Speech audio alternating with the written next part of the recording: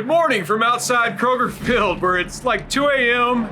We're outside after a big Kentucky win. Drew Franklin and Adam Luckett. Our microphone's broken.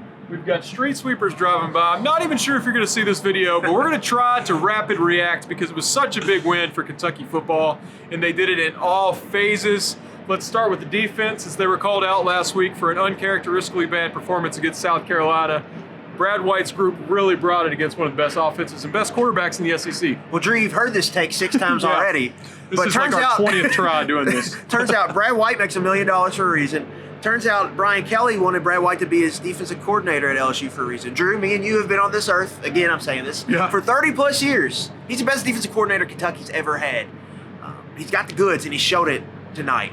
I mean, this is 2 times in 3 years where he's totally put the clamps on Mike Leach's air raid offense. Mississippi State, 10 offensive points in 8 possessions tonight. The Bulldogs just could not get anything going. The rushing offense that had rolled over Arkansas and Texas A&M pulled to 32 non-sack rushing yards tonight. They really gave up on that running attack early and could not get really anything going with their short base passing game. It was just an awesome performance by the defense. They weren't sitting in drop 8. They were bringing pressures. They were getting home with pressures on 3rd down. They didn't miss hardly any tackles. It was just an excellent performance from the defense, and they set the tone early in the game, especially when Kentucky's offense was sputtering, to kind of calm everything down. And then when Kentucky got rolling in the second half, that's when you really started to see the Big Blue pull away. Yeah, you mentioned Mississippi State giving up on the run game early. Kentucky did not give up on the run game. In fact, they just fed it to number 24. We really saw what Kentucky missed those first 4 weeks of the season, even having won those games. It's just Chris Rodriguez is a special player. I mean, he's running through the first tackle every time. More than doubled his Vegas rushing yard total. Just an all-around great performance by him, and he's really the reason Kentucky won this game.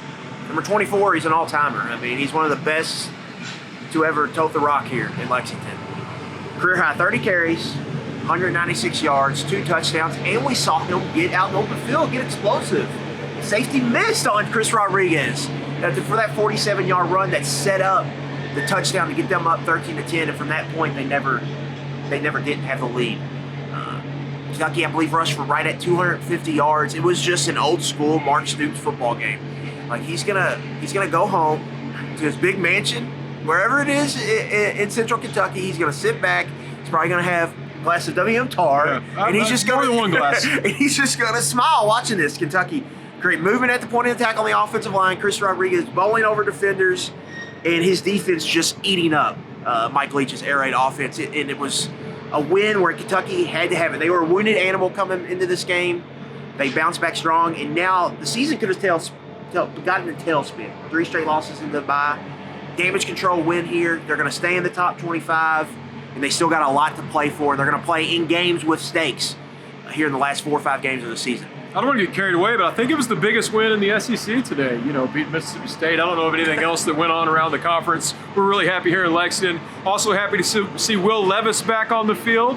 Looked great. Even added to his draft night tape with a couple throws you'll see again. The one to Juton McClain when he was avoiding pressure really stands out. But he also had the biggest play of the game when he ran into the tunnel, and I guess we assume he popped that shoulder back into place. And then a la Steven Johnson runs back out for the biggest roar from the stadium of the night. Levis having a great game. Really should be 2-0 with Levis and Rodriguez playing together. Shot themselves in the foot more than once in Oxford, but we just saw how special this offense can be when those 2 guys are rolling. I mean, 3 plays really stick out for number 7 today. The throw to Berrien on the play, he hurts his shoulder, stands in, takes a hit. Berrien Brown, a great contested catch. He quietly had a really good game. The sidearm throw to Juton McClain as we're getting the street sweeper out here. This is how we work. You are sleeping right now, and we're out here grinding. We have to go back upstairs if we're not locked out and write more posts. Carry on. That and then the bomb to the Nickel crowd that set up the game, the last touchdown of the game. I just think you saw it off from Levis. He only took 1 sack, but he took a lot of hits. Stood in there when he had to against pressure scheme from Zach Arnett at Mississippi State and made the throws down the field. I don't think it's going to be maybe his biggest game when we look back on it, even though most of the numbers were good. But it was just a gutsy performance from Kentucky's leader, and overall what was a gutsy team win with complementary football from offense, defense, and avoiding special teams disaster, which is a win now. 2 for 2 inside the 50. The 51-yarder, we'll give him a pass. That's a tough one. But Ruffalo hit both field goals inside the 50. And Levis, just the toughness. Like saw a comment he made on the broadcast about, it's just my left shoulder. Who needs that? Yep. I mean, if it were me, I'd still be in the hospital in Oxford from my fingers sticking sideways, and this man's popping his shoulder back in place to lead the team out. Just all in all, great seeing him back. Great seeing Chris Rodriguez be back to what he's supposed to be. Now, we're going to get back to what we're supposed to be doing before we fall asleep out here, because it is very late. But we thank you for watching.